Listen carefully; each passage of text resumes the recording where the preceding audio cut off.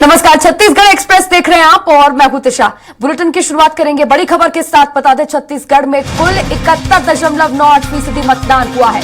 निर्वाचन आयोग ने अंतिम आंकड़े अब जारी कर दिए हैं। बता दें कि बीते दिन यानी कि 7 मई को तीसरे और आखिरी चरण का मतदान छत्तीसगढ़ में था। बची हुई 7 सीटों पर कल मतदान संपन्न हो चुका है, यानी कि अब इसके साथ ही छत्तीसगढ़ की 11 लोकसभा सीटों पर मतदान खत्म हो चुका है।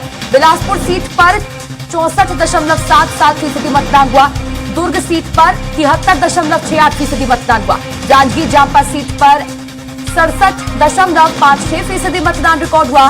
कोरबा सीट पर 75.63% मतदान। रायगढ़ सीट की बात कर ले तो रायगढ़ सीट पर 78.85% मतदान हुआ है। रायपुर लोकसभा सीट पर 66.82% मतदान और सरगुजा सीट पर सबसे ज्यादा यानी कि 79.89% मतदान रिकॉर्ड हुआ है। ये आंकड़े, ये फाइनल आंकड़े चुनाव आयोग ने अब जारी कर दिए हैं, चूंकि 11 की 11 सीटों पर छत्तीसगढ़ में लोकसभा चुनाव संपन्न हो चुके हैं। अब इस खबर पर और भी ज्यादा जानकारी साझा करने के लिए संवाददाता दिलीप साहू मेरे साथ लाइव जुड़ गए हैं। दिलीप, छत्तीसगढ़ में सभी सीटों पर मतदान शांतिपूर्वक संपन्न हो चुका है। अब फाइनल आंकड़े भी जारी हो गए हैं, बम्पर वोटिंग हुई है। निश्चित तौर पर क्या कहा जा सकता है कि सशक्त लोकतंत्र के लिए क्या शुभ संदेश है?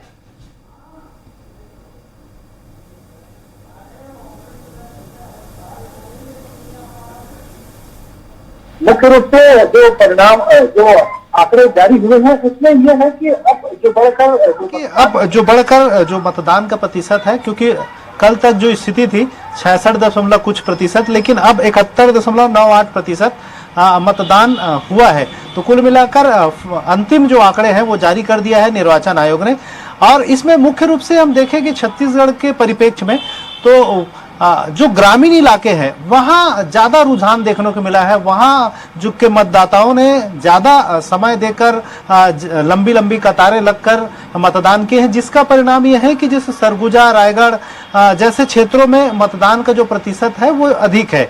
वहीं मैदानी इलाका में, खासकर शहरी बेल्ट की बात करें, बिलासपुर और रायपुर जैसे क्षेत्रों में, यहाँ पर मतदान का प्रतिशत थोड़ी सी कम देखने को मिला। हालांकि भीषण गर्मी थी, बहुत सारी वजह थी, इसके बावजूद भी लोगों ने घर से निकलकर मतदान किए हैं। यह लोकतंत्र के लिए अच्छा है, लेकिन इसमें मतदान प्रतिशत में थोड़ी और बढ़ोतरी संभावित थी, होना था। लोगों को और मतदान निकल कर करना था। जैसे शहरी क्षेत्र में, खासकर रायपुर की बात करें तो 66.82% ही मतदान हुआ है। तो ये मतदान के प्रतिशत और बढ़ने थे, 70 के ऊपर जाना था। लेकिन शहरी क्षेत्र में आमतौर पर देखा गया पिछले बार भी लगभग 66% के आसपास ही रहा था मतदान। हालांकि इसको लेकर अलग अलग दावे हैं दोनों दलों के। जो मतदान आए हैं इसको लेकर जैसे मुख्यमंत्री का बयान आया है, जिसमें विष्णुदेव साय का कहना है कि जो चुनाव हुआ है उसमें पहले और दूसरे तीसरे चरण, तीनों चरणों में प्रदेश की जनता ने बीजेपी के पक्ष में मतदान किया है। उन्हें ये लग रहा है कि ये पूरे सभी 11 की 11 सीटें बीजेपी जीतेगी। और उनका कहना है कि कांग्रेस ने जिस तरह से, कांग्रेस के जो वादे रहे या जिस तरह से पिछली सरकार के जो कामकाज रहे, उनका भ्रष्टाचार रहा, तो इसकी वजह से उनकी दुर्गति हुई है और कुल मिलाकर बीजेपी को सीधे तौर पर इसके फायदा मिल रही है।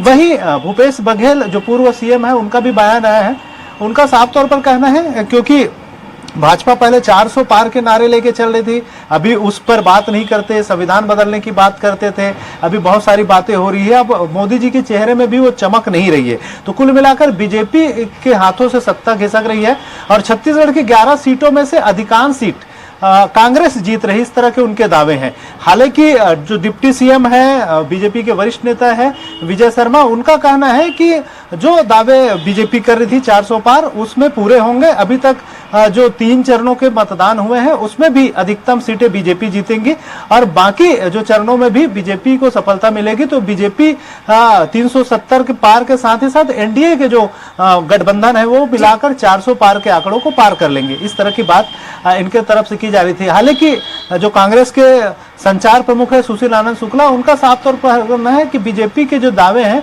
उसमें दम नहीं है और पहले और दूसरे चरण में भी जो रुझान था वो कांग्रेस के पक्ष में था और तीसरे चरण में भी ये जो रुझान देखने को मिल रहा है वो कांग्रेस के पक्ष में है।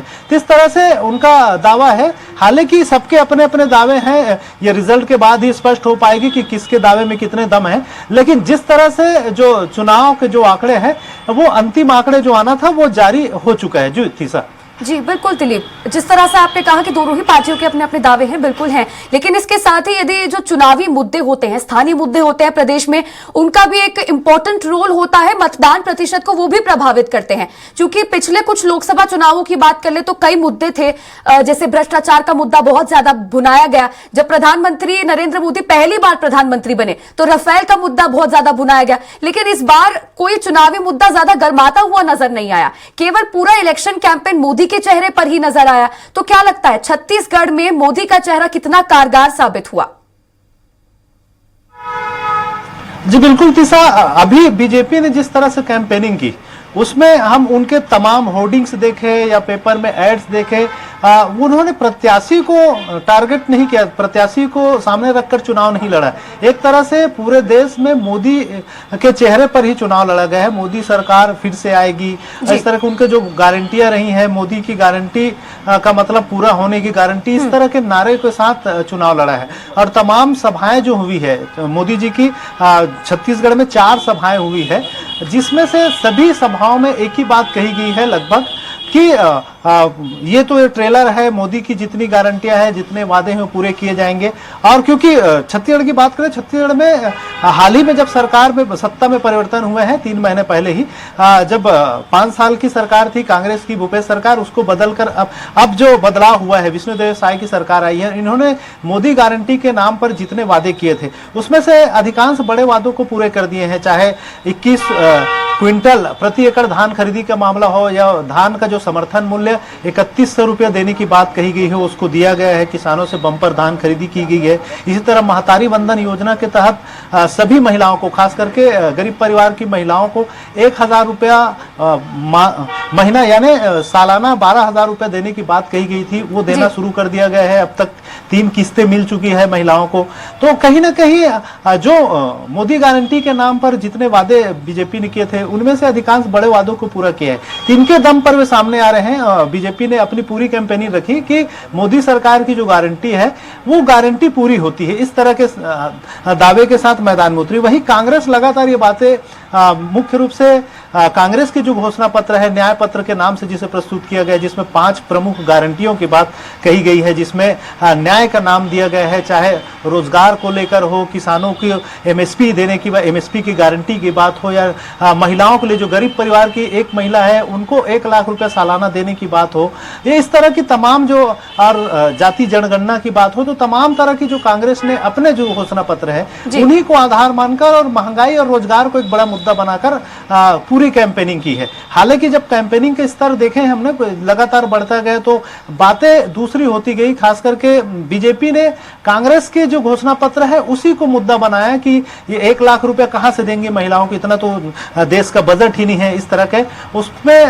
कांग्रेस में ही उनकी बयानों में ही मीन मैक निकालने का लगातार प्रयास किया। और जिस तरह से जो कैंपेनिंग हुई उसमें चाहे मंगलसूत्र का मामला हो या मछली मटन की बात कही जा रही हो या धर्म के नाम पर या राम मंदिर एक बड़ा मुद्दा रहा है, तो आमतौर पर यह देखा गया है कि बीजेपी ने अपने घोषणा पत्र को कम फोकस किया, बशर्ते कांग्रेस की घोषणा पत्र और राम मंदिर सहित दूसरे मुद्दे को ही ज्यादा फोकस करते हुए चुनाव मैदान में नजर आए। तो कुल मिलाकर अब जनता के ऊपर जो इफेक्ट पड़ा है इसमें 2 चीजें हैं।